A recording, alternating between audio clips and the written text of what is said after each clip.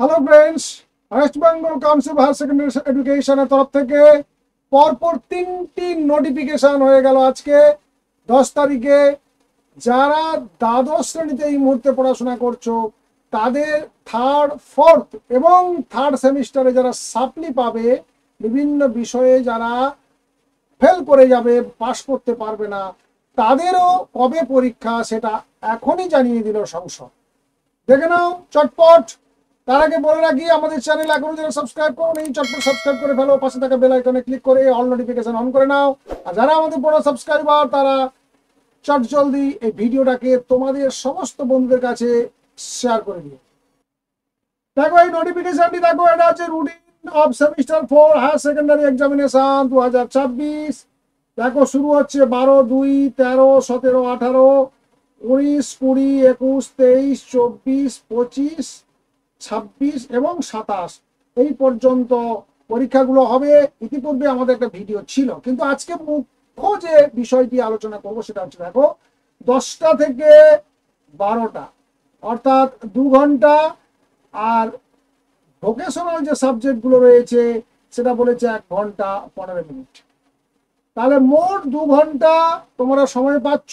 এটা হচ্ছে সেমিস্টার 4, অর্থাৎ তোমরা যে সায়েন্সে যারা রয়েছো, যারা 35 মার্কের এবং যারা আর্টসে রয়েছো তারা 40 মার্কের পরীক্ষা দেবে। সেটা ফোর্থ সেমিস্টারে যখন তোমরা পরীক্ষা দিতে চলেছো সেই সময় দেখো তোমাদের সময় রয়েছে মোট 2 ঘন্টা, অর্থাৎ 2 ঘন্টাটা তোমরা প্রশ্নপত্র পড়া এবং লেখা, না শুধুমাত্র লেখা সেটা এখানে কোনো উল্লেখ নেই, এবং তাই যথেষ্ট দুশ্চিন্তার কারণ হয়ে দাঁড়িয়েছে ছাত্রছাত্রীদের কাছে, অভিভাবক অভিভাবিকাদের কাছে।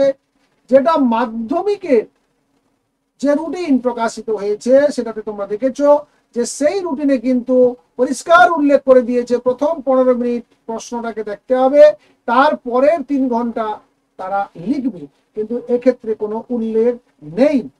এছাড়াও আরো একটা সমস্যা দেখা গেছে, দেখো 3 নম্বর আর একটা দেখে নাও, routine of higher secondary examination. এটা হচ্ছে ওল্ডার ইয়ার, অর্থাৎ অ্যানুয়াল সিস্টেমে যারা পরীক্ষা দিয়েছে, অর্থাৎ এই বছর যারা পরীক্ষা দিতে গিয়ে যারা অকৃতকার্য হয়েছে তাদেরও পরীক্ষা শুরু হচ্ছে সেই 12/2, 13/2, 17/2, 18/2। দেখো একই ডেট, সেই একই ডেটে তারাও পরীক্ষা দেবে, এরা দেবে ওল্ড সিলেবাসে। তার মানে একসঙ্গে ওল্ড সিলেবাসের পরীক্ষা, তোমাদের নিউ সিলেবাসের সেমিস্টার 4 একসঙ্গে পরীক্ষা হবে। সেই সঙ্গে সেমিস্টার 3 যে সাপ্লি রয়েছে তারাও একই সঙ্গে পরীক্ষা দিচ্ছে।